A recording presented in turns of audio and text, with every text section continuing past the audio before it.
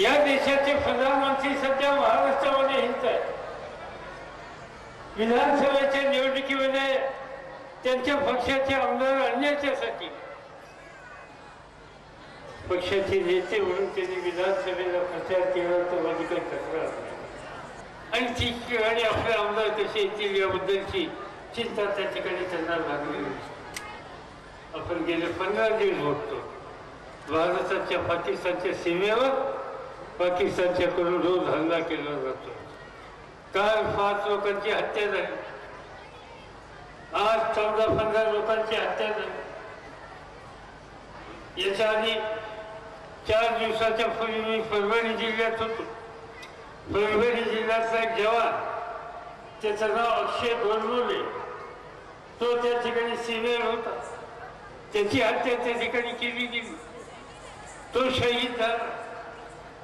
आज त्या सीमेवरच्या गावातले 16,000पेक्षा अधिक कुटुंबाचे लोक गाव सोडून अन्य ठिकाणी धर्मशाळेत आणि शाळेमध्ये राहत आहेत। एवढं मोठं संकट आज पाकिस्तानने आमच्या सीमेवरच्या गावांच्यावर आणि तिथल्या नागरिकांच्यावर निर्माण केलं, त्यांच्यावर हल्ले केले आणि त्याची जबाबदारी, त्याच्या रक्षणाची जबाबदारी ज्या सरकारवर आहे त्या सरकारला मात्र याच्याकडे लक्ष द्यायला सांगितलं।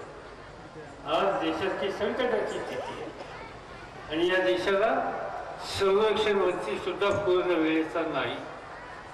एका बाजूला पाकिस्तान हल्ला करतोय आणि दुसऱ्या बाजूला सैन्याला सैन्य देण्याच्या संबंधीची जबाबदारी ज्या प्रधानमंत्र्यावर असते तो त्या ठिकाणी हवा नाही आणि ज्याची संरक्षण मंत्र्याची जबाबदारी असते त्या संरक्षण मंत्र्याची नियुक्तीच नाही। कसे हे राज्य करते?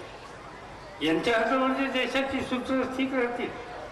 आज संकटाची परिस्थिती देशामध्ये झाली, ते जात आहे आणि आम्हा लोकांच्यावर टीका करतो। आमदारांच्या बद्दल मी काही व्यक्तिगत कोणाच्या बद्दल बोलत नाही। ते आमदार भाजपचे नेते, भारतीय जनता पार्टी आम्हा लोकांच्या भ्रष्टाचाराचा आरोप करतात।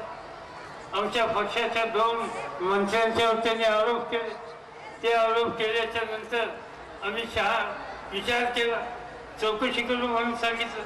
त्या 2 मंत्र्यांना आम्ही सत्तेपासून बाजूला केलं। त्यांचं नाव विजय गावी आणि बबनराव पाचपुते, त्या दोघांना आम्ही सत्तेपासून बाजूला केलं। भारतीय जनता पार्टी जो यांच्या नावाने विधानसभा बंद पाडण्याच्या संबंधीचे काम करणारे त्याच पार्टीनं त्या दोघांना आमच्या पक्षात घेतलं।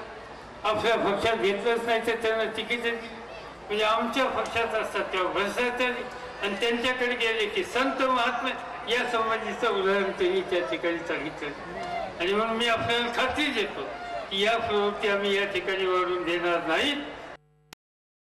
याच कार्यकाळामध्ये ज्यावेळेस साहेब कृषी मंत्री होते। झी 24 तास रहा एक पाऊल पुढे।